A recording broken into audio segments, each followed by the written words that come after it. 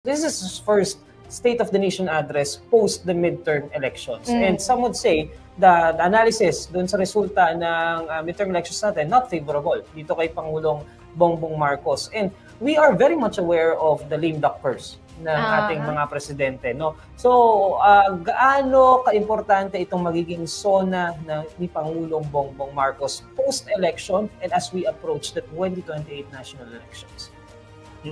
Tama yun, Neil. Dapat din nating alalahanin na mababa, although naka-bounce back yata ng 10 points, no? But yung SONA na mababa yung approval at trust rating sa Pangulo. So, ito yung konteksto ng SONA na ito, no? Hindi ito madali para sa isang Pangulo na alalahanin natin is the only majority elected president, no, since martial law. And therefore, napakalaki nung expectations sa administrasyon na to. Ang daming pangakong napukaw ang atensyon at ang boto, no, ng mga Pilipino. Kumbaga sa semester, midterm na, no?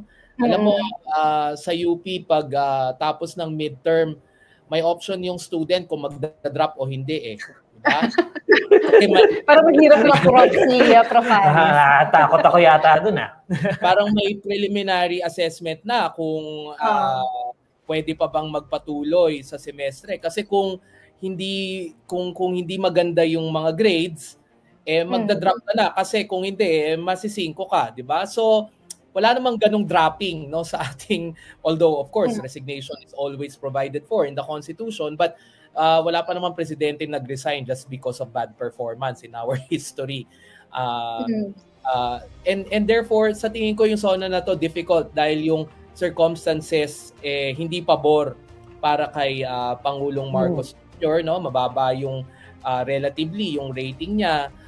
Tapos ngayon nalulunod pa tayo hindi lamang sa baha kundi sa politika, no, na hindi naman to yung binenta sa atin hindi naman binenta sa atin ng Uniteam na magiging magulo yung politika. Magkakaroon ng impeachment, magkakaroon ng boxing, no. So I mean this will be very difficult and sana, no, yung SONA na to maging truthful kung ano talaga ang totoong estado ng ating bansa.